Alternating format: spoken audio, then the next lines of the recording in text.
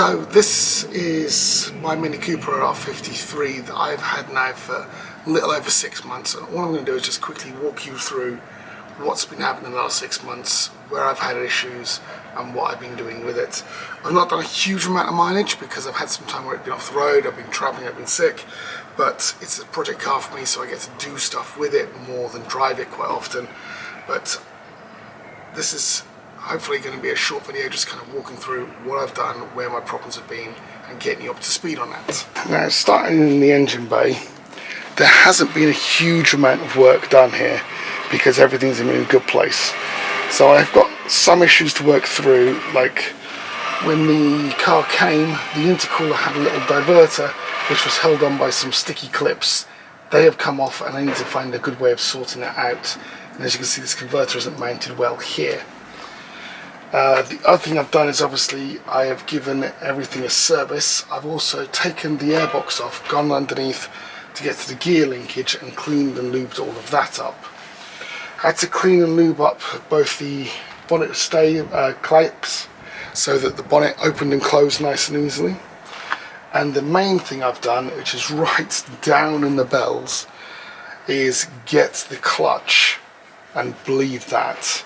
It took me, no joke, about 4 hours one day and about 3 hours the next day to bleed the clutch.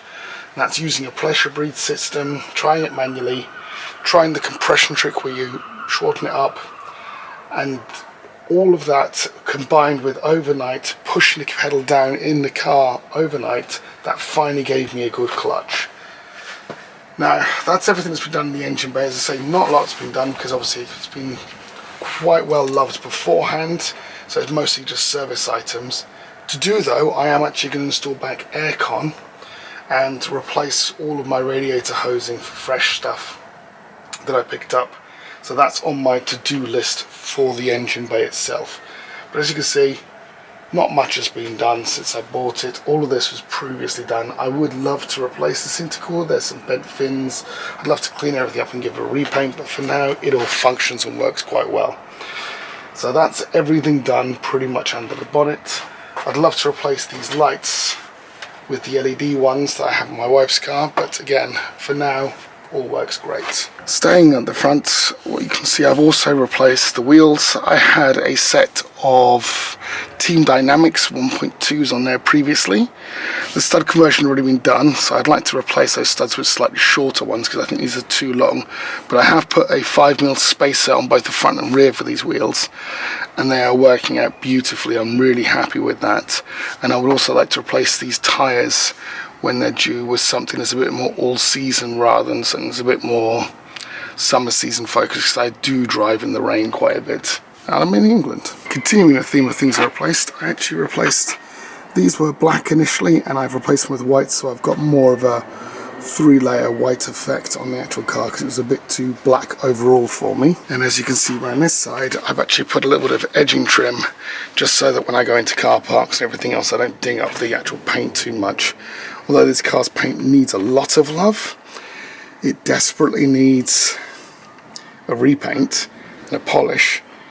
But I've been cleaning it, keeping it as best I could until I sort out all the actual physical gremlins first before going all through that. So this wheel arch here was actually coming loose and separated, so I had to replace some clips underneath to get this fully secured on this side, but that's sorted out to this wheel arch. Around the back here you can see the most fun stuff I've done. I've got my little Lego tag, my Mini Cooper in Katakana, and a AliExpress wing, G-wing style.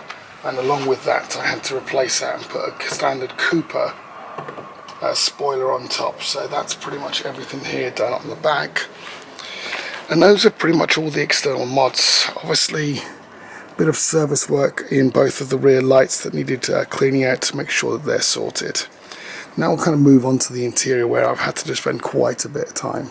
There are some drains on each side there and there. Now this side was quite badly blocked and dirty for me, so I took off this seal, which allowed me to pull down this headliner a little bit. I took out this panel so I could access the tube that reaches from there across to the center point. All I did was I took off that tube, cleaned it, put it back up and zip tied it in place.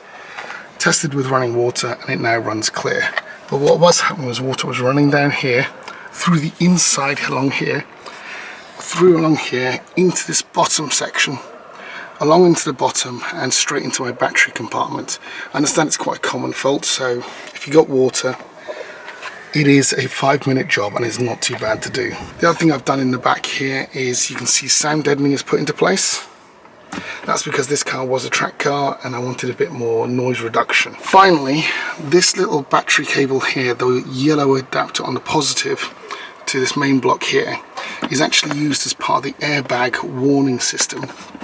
So you can get an airbag fault if that connection isn't good, and in my case it wasn't, and it took me about 4 hours of faffing about before I figured out it was that cable connector. I'll flash up the warning code if I've got it so you can see what I mean. And that's one of the things I've done at the bottom of this boot layer. The other thing I've got is my rear seat delete. So I've taken out the rear seats and I have a little seat delete that allows me to put a flat bay in the back here. Now you'll notice mine has 2 toggles I put on it. That's so I can easily lift this up to gain access underneath here. But I've also got one on this side which I use more regularly, and when I lift that up it allows me to access my tools that I carry with the car, and a little tray and a little cleaning mat. So you'll see that's just quite a nice little area that's convenient to keep things out of sight and easy to use. I do have a bar in the back here, strut brace, that I have not yet fitted, but it's just been sat in the back of this car. That, I think, is everything I've done in the rear. Actually, no, I tell a lie, because I've also replaced these rear speakers behind here. And again, the sound deadening has gone from here to there as well. So there is a good amount of sound deadening in this rear, and that has cleaned up a lot of the rear. I think all the other work now is in the front. So as you open up the car, one of the first things you see that I have done is I've replaced the door cards and the door pulls with these lower hand ones, which involved trimming off around here, getting all these things riveted in place, and finding some nice door pull straps and popping off the entire door card. With that, you also have to pull off these little clips that secure the door card at the top that are held underneath this rubber.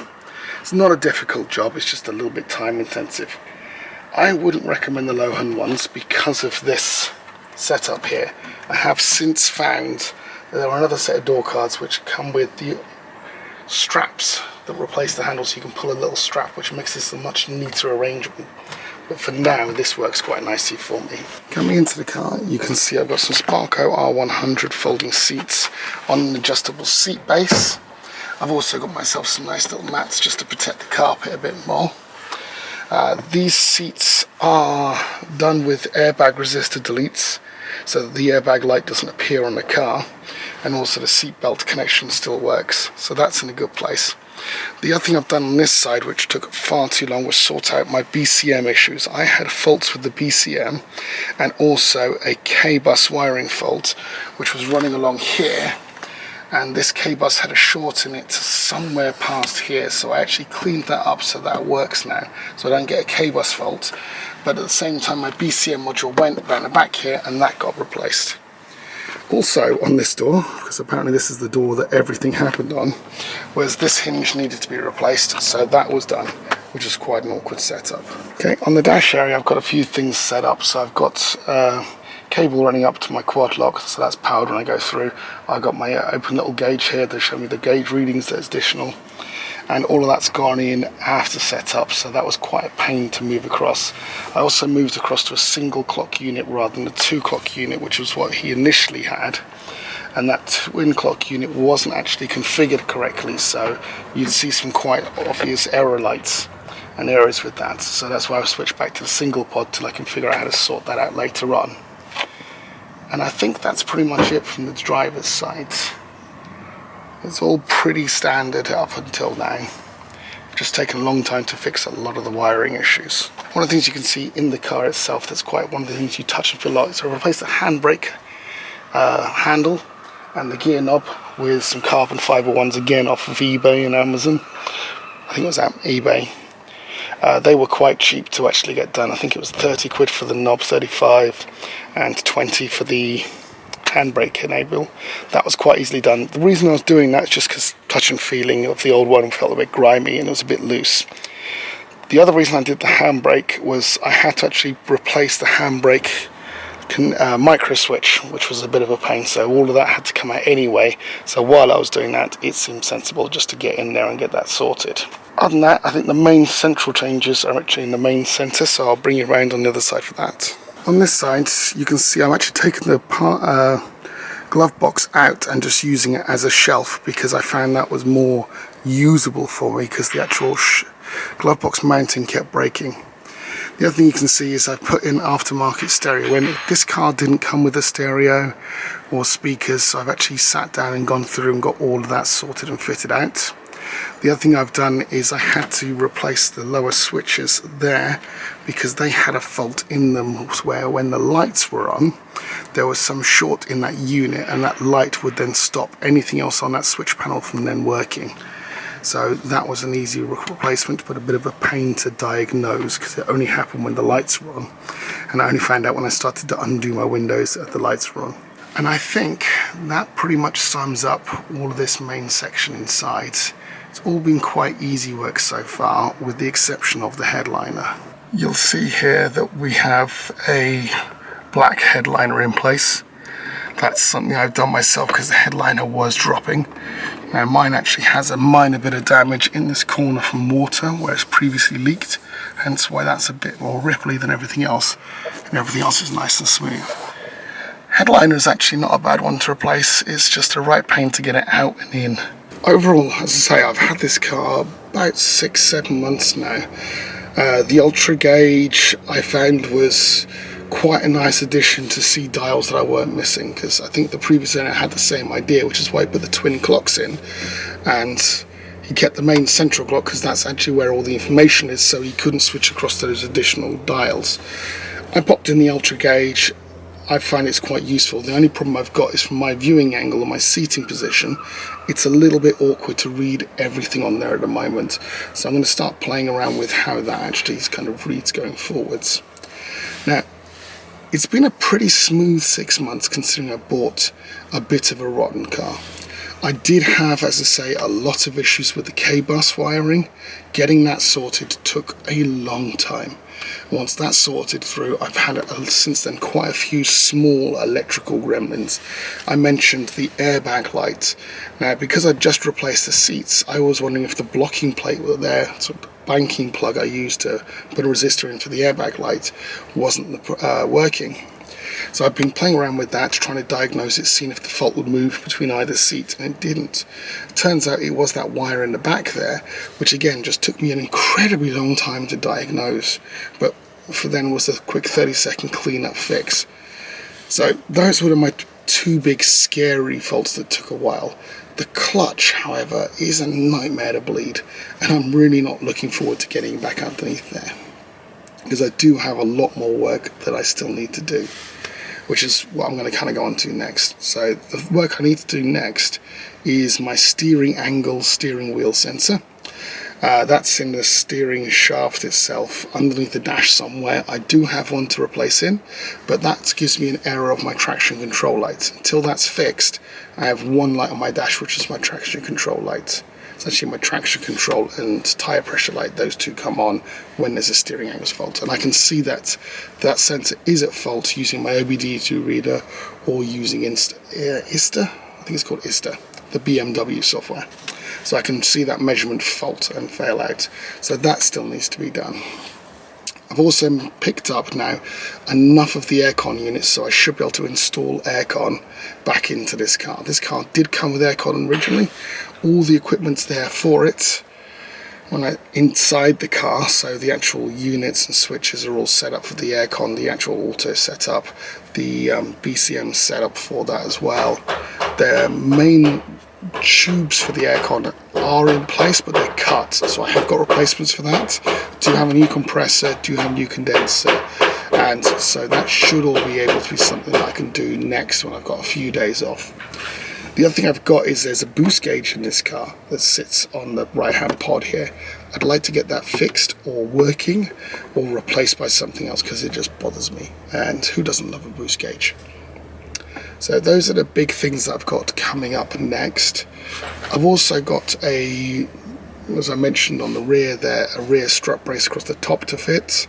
I'd like to get that done, but I have to actually do some cutting work to make that fit nicely.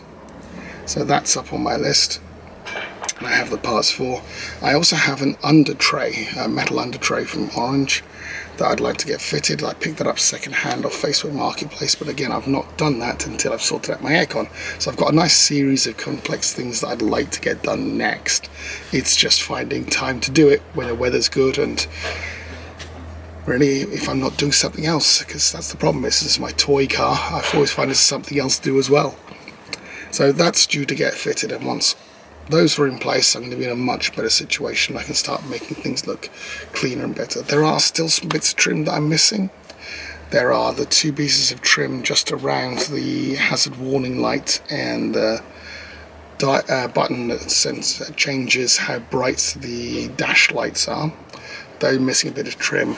There's a cut piece of trim on my right hand side of part of the 5-piece dash that needs to be sorted out.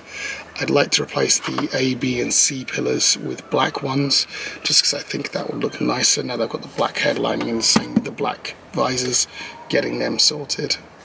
Which actually reminds me of one of the other things that I had a real problem with, was because this was a track car with no headliner, one of the brackets this visor mounts to was missing, and that took a while to find out what that bracket was and get that fitted. So there's a few things like that overall that I have the parts for that need to be done. Once that's done, I'm going to go into a bit more performance, and when I say performance I mean braking and suspension.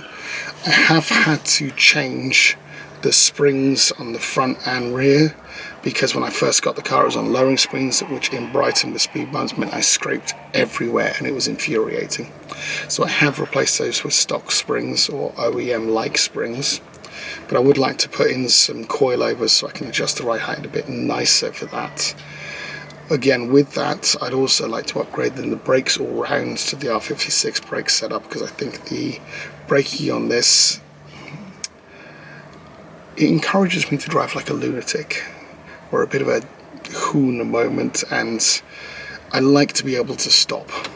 And sometimes I feel like I'm going to overheat the brakes if I'm driving a bit enthusiastically.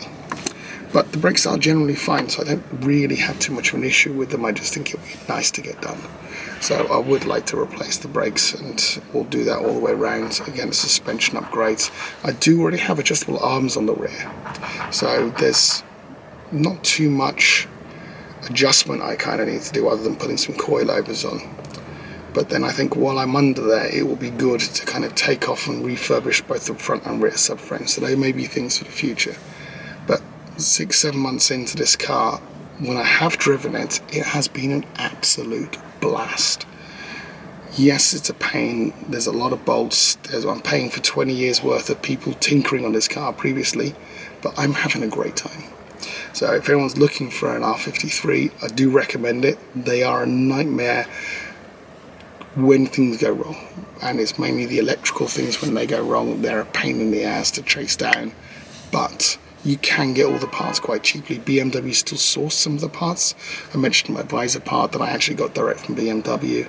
So things can be sourced. It's just you're paying for 20 years of someone else tinkering on your car. And I'm having a great time. Alright, that's it for now. Thanks very much. Any questions or any other things that I've not mentioned, give me a shout. And I'll see you next time. Cheers.